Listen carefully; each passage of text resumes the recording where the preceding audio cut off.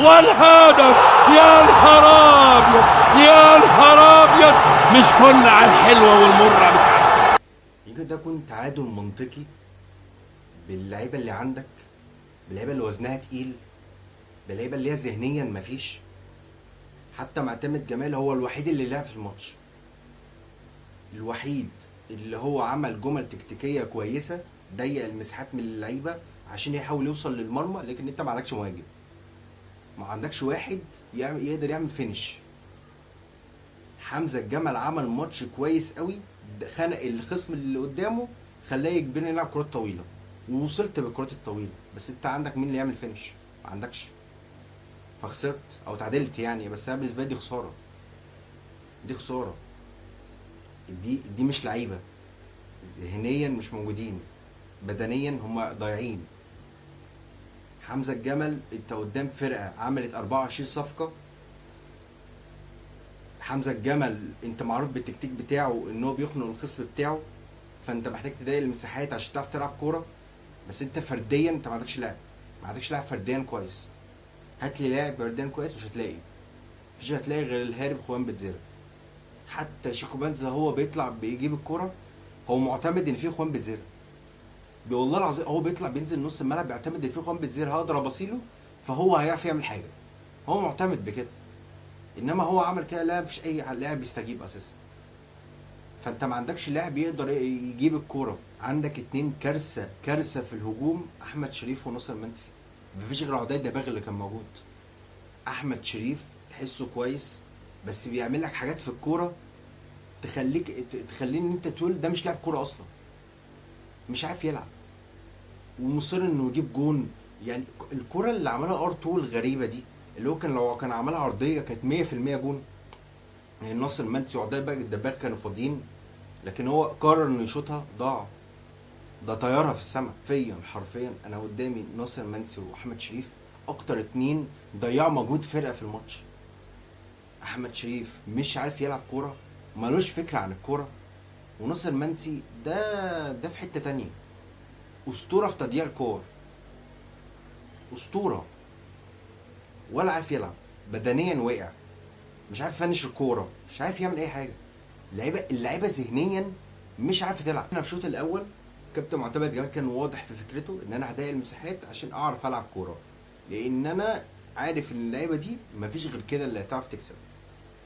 وصلنا للمرمى ضيعنا. احنا عاملين شوط اول كويس جدا، بس ايه الفينش؟ مفيش. يعني ما عندكش مهاجم. ان انت بس فكره اصلا الثلاثي الهجومي اللي انت عامله، عدي الدباغ وناصر منسي واحمد شريف، ان هم الثلاثه يخشوا في العمق. فايه الدفاع بتاع الاتحاد كان بيجبر عدي الدباغ انه وينج يمين، كان بيجبر احمد شريف انه وينج شمال، فبتلاقي ناصر منسي هو ضايع اساسا، فبتلاقي نفسي في ضياع. انا بحمد ربنا ان في حسام اشرف موجود، وده منطقي. ان انت واحد بادي بري سيزون 3 اسابيع، امتى تحضر البدنيه للعيبه دي؟ وفنيا امتى؟ تبقى فاجر لو عملتها بجد يعني. لكن في الشوط التاني ما شفتش حاجه، ما شفتش حاجه اللي تخليني انا اقول ان احنا اتحسنت او لعبت كوره. لا بالعكس، جابها الشمال، جابها شوارع بتاعت بنتايج، جابها شوارع. كل الاختراقات اللي جت كانت من ناحيه جبهه الشمال. ما عرفناش نعمل اي حاجه، وكانوا اساسا هم المفروض يسجلوا. يعني هم المفروض الاتحاد كان احسن، الاتحاد كان اقوى، المفروض يسجل 100%. انا بالنسبه لي انا مش هعرف العب غير جيم الدفاعي، الجيم دفاعي، واحاول بسرعات شيكو بنزا ان انا اجيب جول. ده لو خوان بتزيرا مش جاي، لان انا لحد دلوقتي انا اكتشفت انا من غير خوان بتزيرا انا مش موجود. عبد الله السعيد الوحيد اللي كان يقدر يطلع لي بالكوره. لعيبه استغلوا ضعفك فقالوا انا ماشي، انا ماشيين مش عايزين نيجي. واحد قال لك انا هعتزل، التاني راح لك في البرازيل ومش جاي، التالت قال لك انا في انجولا بقى وريني هتجيبني ازاي، والتاني في تونس قال لك انا الباسبور بتاعي ضاع بجدد الباسبور بتاعي. جاي لي يوم السبت اللي فات. طب انت ما بلغتوش ليه من 3 اسابيع؟ كان على الاقل جه قبلها باسبوع مثلا. لا ما ينفعش. فانا بشوف ان نجم الماتش ده هو عمر جابر، اللي عمل انطلاقات مميزه جدا. دفاعيا كان محترم قوي وانقذ كذا كوره، وهجوميا كان قادر يدي. وكمان معتمد جمال عمل تشكيله منطقيه، ضيق المساحات عشان عارف اللعيبه دي فرديا عامله ازاي ووزنها عامل ازاي. اللعيبه دي مش قادره يجري، مش قادرين يجروا، مش عارفين خلاص. اللعيبه دي لازم اشتغل على البدني وبعدها اشتغل على الفني. ده كده توقف الدولي يجي، اكون انت خسرت ال5 ماتشات اللي جايين. انت هتعمل ايه قصاد الماتشين الجايين دولت؟ هتلعب بتروجيتي تقريبا وهتلاقي فرقه تانية، هتعمل ايه قدامهم؟ اذا كان انت قدام الاتحاد ما عرفتش تعمل اي حاجه. طبعا مفيش تقييم، يعني انا لو هقيم كله 0. مفيش غير كام لاعب كان كويس.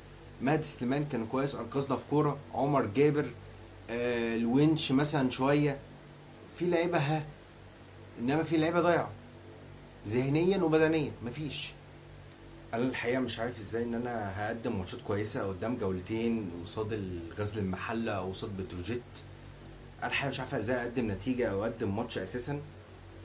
لكن انا مش طالب غير ان انا اجهز اللعيبه، يعني اجهز لعيبه شويه، اجهز لعيبه زي حسام اشرف، اجيب حاول ان انا العب دايموند مثلا، بحيث ان انا العب 4-3-2-1، بحيث ان التشكيله ما فيهاش اجنحه فاعرف العب كوره. العب من نص الملعب، دي الرهان الوحيد اللي انا اقدر اعمله. انما غير كده انا مستحيل ان انا اكسب. ده سكواد ما ينفعش ان انت تيجي تلعب بكوره. انا الكدي بتاعي مقفول، انا في لعيبه فقدتها ورحت نزلت عنها زي انس وائل او ايمن امير عبد العزيز، وهنشوفهم في الدوري باذن الله. اللي انا كنت عايز بس اقول في الاول الفيديو ان ده طبيعي، ده منطقي. اللي احنا في الدوري السنه اللي فاتت ده كانش منطقي، انت كنت ضد المنطق وكسبت. لكن ده خلاص، هو المنطق لازم يغلب. غالب وتعادلت. ما اعرفش في الماتشات الجايه اللي هيحصل، بس باذن الله هنكسب، باذن الله هنرجع، باذن الله اللعيبه دي بدنيا هتجهز، باذن الله فنيا هنعرف نعمل كوره وهنعرف نلعب نكسب كوره باذن الله. ومتنساش اللايك والاشتراك. صعب.